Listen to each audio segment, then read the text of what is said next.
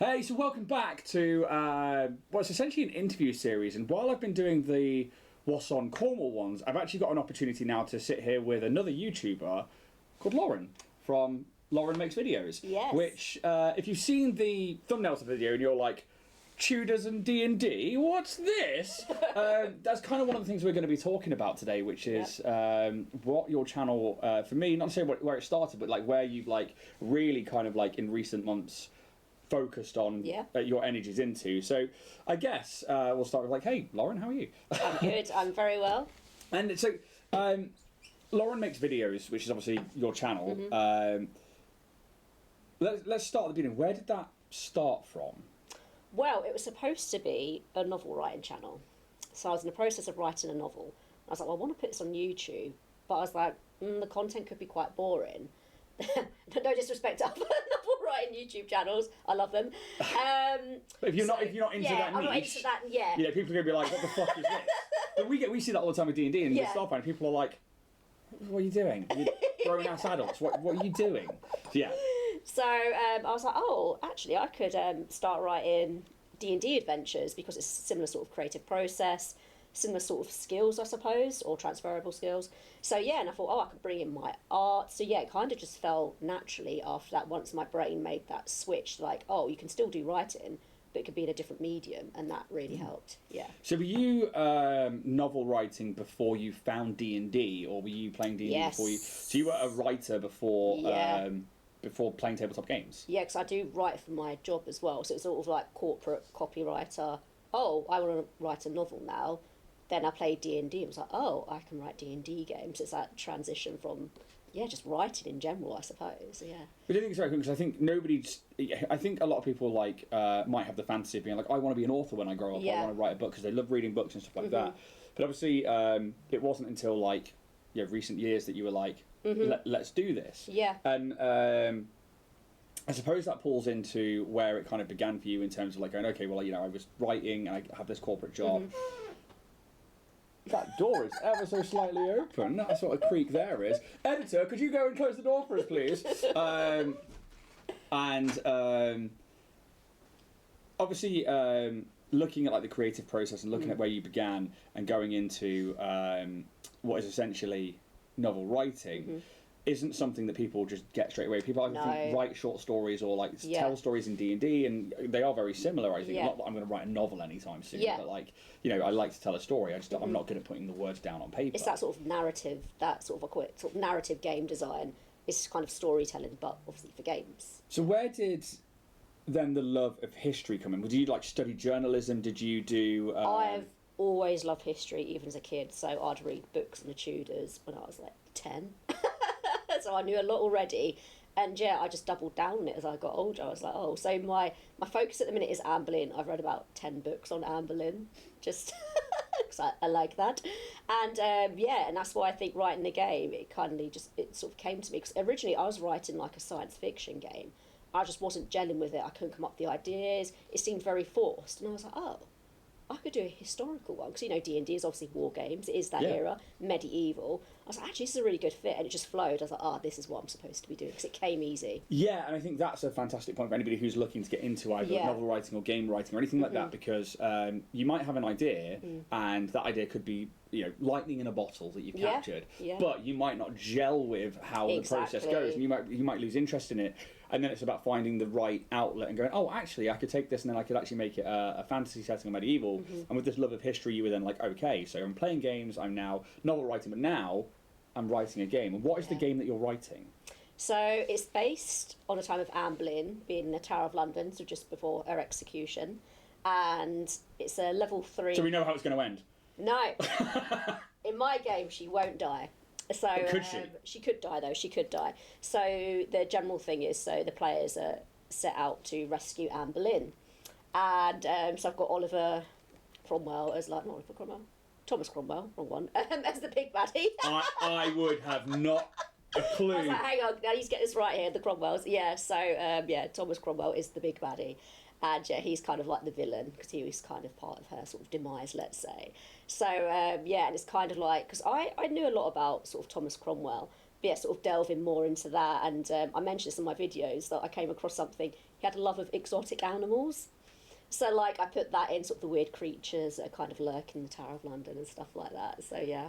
So, is this a 5e system? Is it D&D? Is this your own system? It is 5e at the minute, but I kind of want to make it maybe system agnostic, let's say. So you kind of want to write a narrative and be like, yes. Look, these are the kind of things that we advise you to do within your systems. Yeah.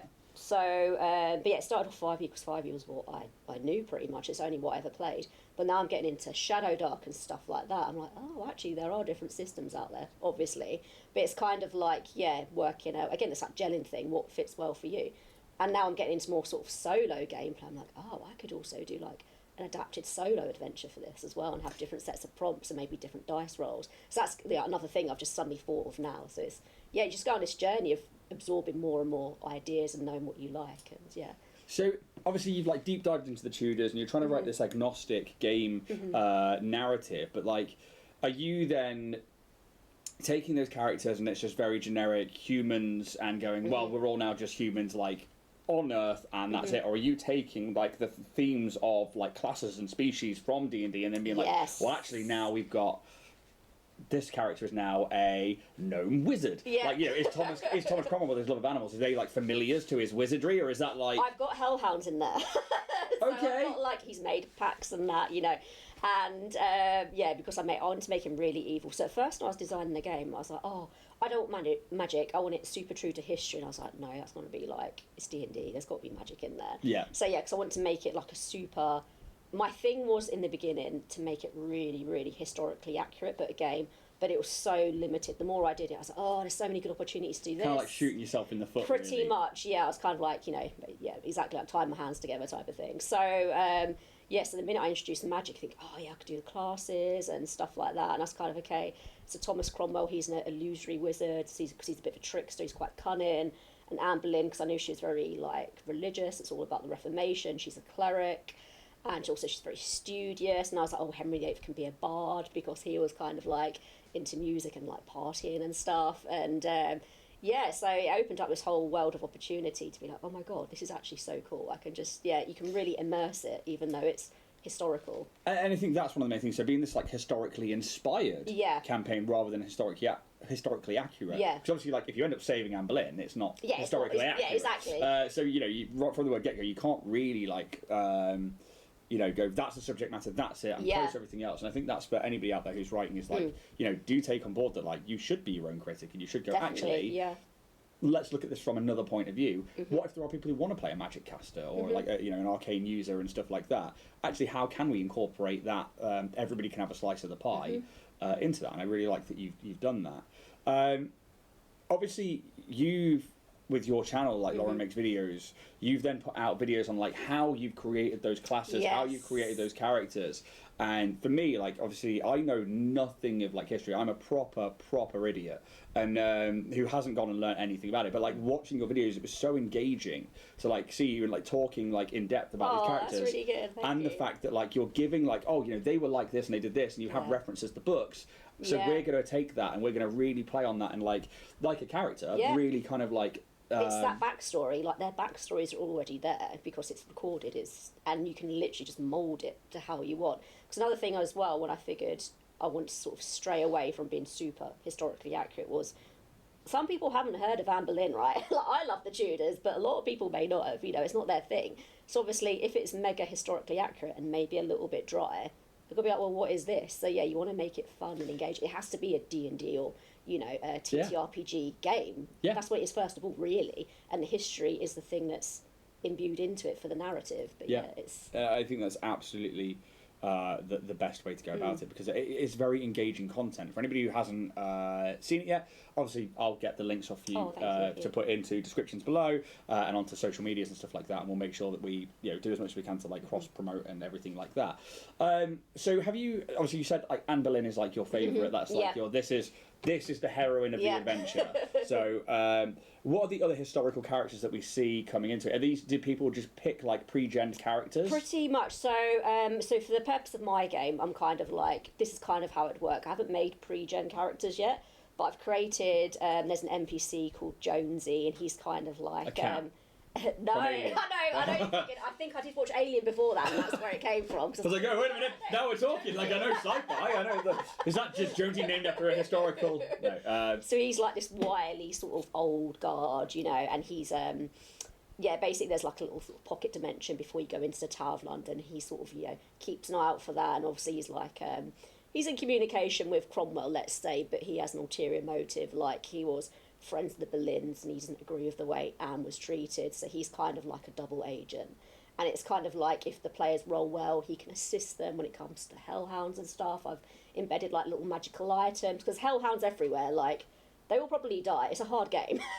But if they have this item, it makes life a lot easier, because I kind of got it from you know, like Pokemon with the Snorlax and the flute.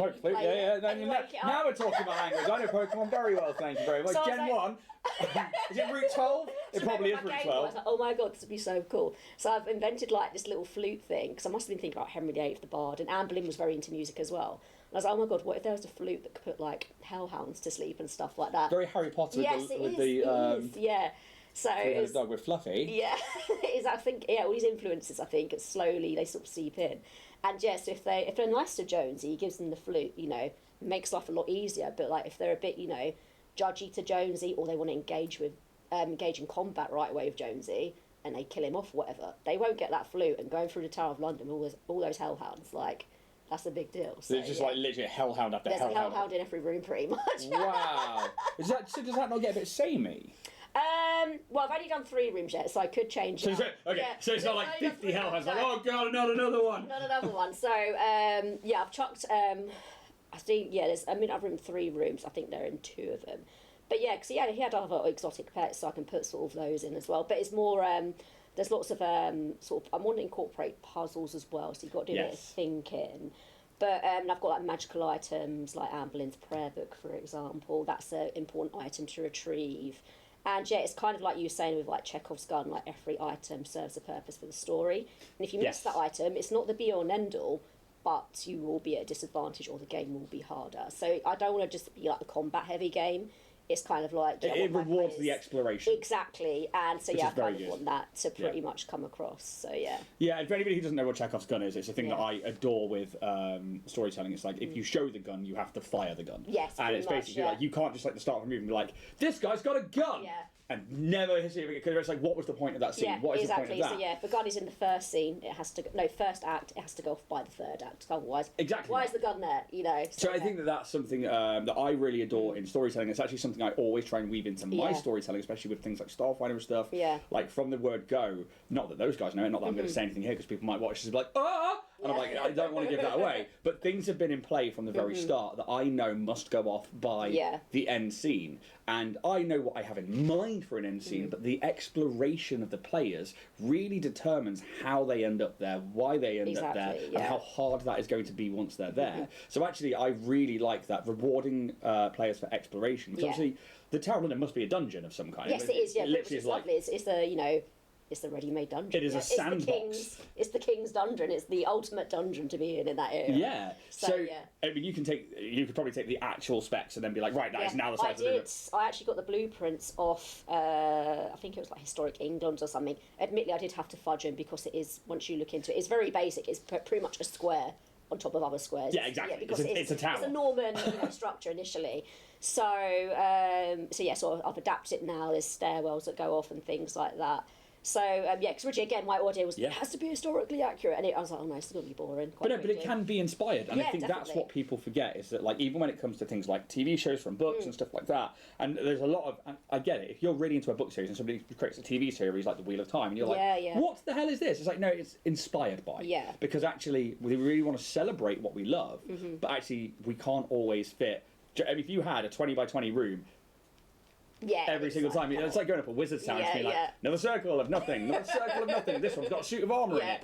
And so I think that definitely being inspired by it and then changing it to suit the needs of the story, I love that. Like, you can put secret passageways in there. We talk about things like Guy Fawkes and stuff like that, like, and you're like, secret tunnels underneath, the docks underneath Parliament. It's like, so why isn't there a secret, or why don't we do things like that? That's book 2. That's the interesting bit, and that's what you make bigger. You exaggerate it because you know, you turn it into like a mysterious tunnel network with you build it, you make it more complicated, you make it more like dangerous and scary, and so it's appealing. So if just a couple of simple tunnels under the, what was it, Parliament or whatever it was, that's kind of, that's what it is in real life, but to make that fun, you have to boost it up, so yeah. But and that's the other thing as well, it's like, it also, I think, could reward players who get into it, who are into history. Yeah, 100%, if you put that in front of, like, a load of people from Heritage England or anything like that, and then it's like, look, you guys know about this, can I play this game with you? You're going to play through as these characters, and they're like, hang on a minute, I know that they do this and that. And as long as you've researched that and you've got it in there, you're like, yeah, actually, but this now leads to this, and they're like, oh, that's a really cool twist, what if it was like that? And then we draw on that fantastic side of things, where we have like that creation sparks off, and you go, what if this was that? What if this was that? And like, then you hit that what if marker where like, what if things were different? Yeah, what would have happened? Like, had she survived, I mean, obviously, again, getting too much into history, but obviously Elizabeth I then carried on what kind of her mother wanted. But it's kind of like, what if Anne Boleyn did survive? What would that have done with, the Reformation? Because it also went back to Catholicism for a bit with Mary. Then obviously, but imagine if it was straight up just... from that time, So I think it's really awesome that like you've taken like this love of history in the Tudors, this like specific time period, which does fit so well within medieval high fantasy settings, and gone, what if? What if it was like, it takes games like Call of Cthulhu. They're set on Earth, pretty much, and like it's the what if magic was around and we had this in the other. And the alternate reality of and it is the alternate reality of like D&D meets, or a tabletop system meets the Tudors, and I think that's really, really awesome. I'm going to pull away from this for a moment because I want to talk about the channel again, because recently as well you were invited to the Women of YouTube. Yeah, Women in YouTube, Women in Gaming. Which is awesome. No, that's good. Because my channel's very small at the minute, so I was very surprised I was able to go there. But it was brilliant. It was a lovely experience. So how did that come about? Because obviously, like, again, for people out there who are trying to create channels, especially women, because... as a male in this industry, I know it's heavily male dominated. And it is hugely male dominated. And I know that Steph, who does Starfinder with us, she's really a paragon of wanting to run like female D&D, and she's run female fronted D&D nights down at Happy Piranha, and like obviously saw last night that she's very much an advocate for that, and I love it. I think it's amazing. So for the fact that YouTube are promoting like women in YouTube, and your channel and my channel are very, very small channels in the grand scheme of things, but they were still like, hey, no, let's try and help you and promote you. Like, so how did it come about? How did like you were putting out content, and then how did it happen? So I signed up to like so Google or YouTube has these things where it's like, if you're a female creator or woman creator, you can sign up and they send through events and stuff. A lot of time I can't go to the events because they're in London, it's late at night, it's hard to get travel there. But this one, they put on accommodation, they put on the travel. So I signed up to it and just thinking, might as well, I probably won't get it. And I got an email back being like, oh, you've been accepted. It's like, oh, that's brilliant.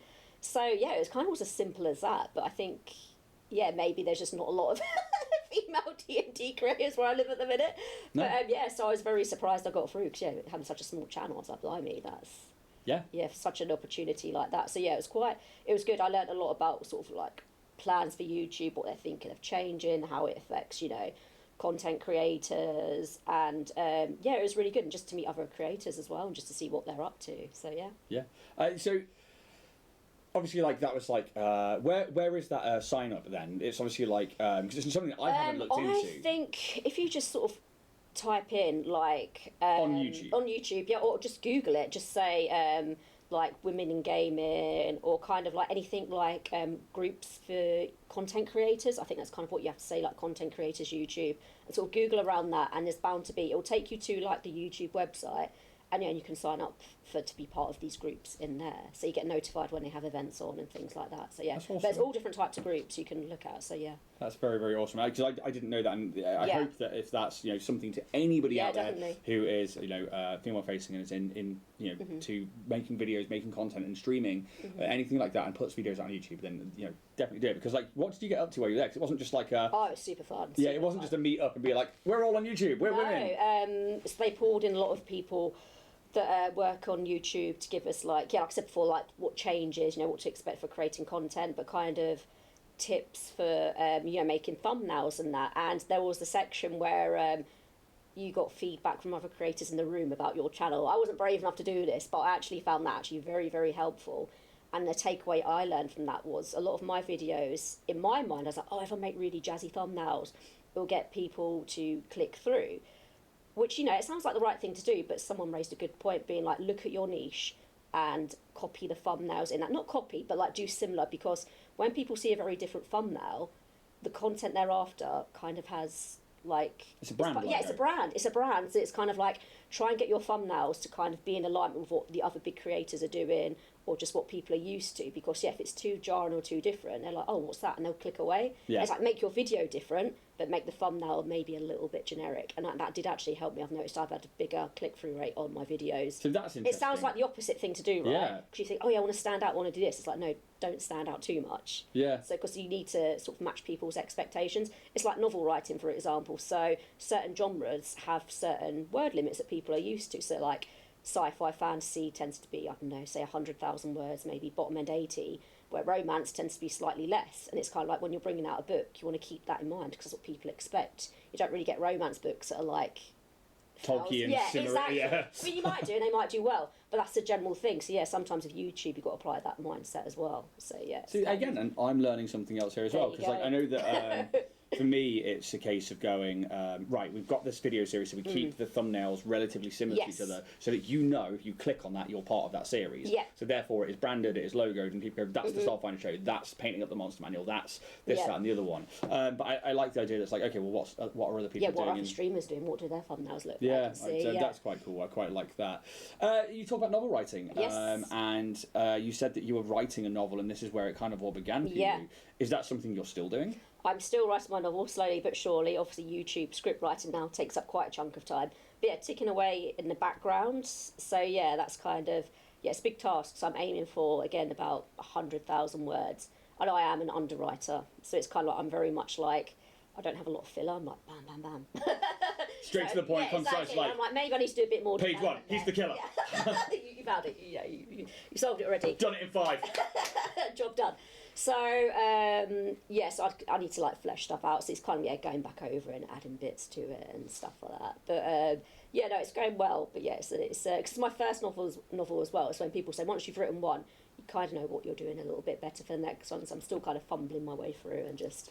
hoping to get something, a decent word count at the end of it. Are we allowed to ask what the genre is or what the novel's about? Science fiction. I mean, there's a big twist in it, so I don't like to say too much about what the plot is, because it's a bit like, you have to kind of get to a certain point in the book. So I don't want to give too science fiction, but it's not Tudors in science fiction. No, not Tudors in science fiction. It's very like Black Mirror-y, so it's a bit dystopian, but kind of set in a time that we're living in now, let's say about maybe 50 years in the future. So it's that kind of vibe. But that alternate reality. Yeah, exactly. It's kind of like, sensing a theme. Happened? Yeah, the what if theme. Yeah, so something's happened in the past that's led to what's going on now in reality, and it's kind of like making those subtle changes that it's similar to our world now, but it's not. And I find that quite haunting in some ways, because it is so close to reality. You think, oh god, that could maybe. Yeah, I suppose you could think, that could happen, so, that's what it is. See, I like that. I like that a lot. So I guess, as we kind of, like, come to the close of this, what's the future for Loren Makes Videos? What's the kind of, like, end goal, or not necessarily end goal, but what's coming up as well? Like, what do you think is... Because obviously, I know, actually, something I probably should have touched upon is the fact that you've been doing D&D content on lore of characters. Yes, which has been doing really, really well. Like, doing well. Deep diving into, like, Tasha and... Helping my channel out a lot, that has, But so please go check those out. If you're like, I kind of want to know some of the lore of like Tasha or Faz, go check them out, because Loren really deep dives into that lore. But what's coming up? Because I think you mentioned to me there was a character coming up that I was like, ooh. So what else for the channel as well? So So more character arcs. I do actually really enjoy making those videos. They are my favourites, because I have that sort of analytical. I like to delve into stuff. Again, just like the whole where the history thing comes into it. It's like the history of D&D in a way. So, there'll be definitely more of those. I'm doing a lot more sort of solo gameplay, because with the game I'm writing, I want to do maybe like a solo accompaniment to it. Yeah. So that's kind of cool. Just keep like trucking along, really, building that community, and hopefully maybe one day get enough time where I can actually finish the projects I'm working on and package something up nicely for people who want to play them. But the goal is to, pretty much build up my channel and keep going, slowly but surely. And I guess with that, it's so if you are watching this and you don't already like and subscribe to Loren's channel, please go check out Loren Makes Videos. We'll put the links into the description below. like and subscribe to this channel, please. Yeah, that would be this one as well. Yeah, that'd be great. We were talking about click throughs yesterday. And I was like, hang on a minute. Wow, that's a lot of unsubscribed viewers. But no, it does make a difference to us. It does a lot, hell of a lot of difference. Especially for because we're smaller channels, so it's not necessarily all about number growth, but it is all about it's interesting to see it and see how that evolves and where those viewership lies. But actually, you'd be surprised at how much it feels nice when somebody likes and subscribes. Definitely. There's there's definitely like a it's like people value my content. You know, that's that thing. Yeah. And if you are into history, if you are into especially your Tudors, Loren's videos are so informative, and then that what if factor is so good. Please go check them out. Thank you so much for joining me today. Thank you. We'll put this out. I'm not sure when it will go out just yet. We'll get it scheduled. No rush. But yeah, guys, please go check out Loren Makes Videos, and may those dice cards be ever in your favour. We'll see you soon. Aww. Bye now. Bye.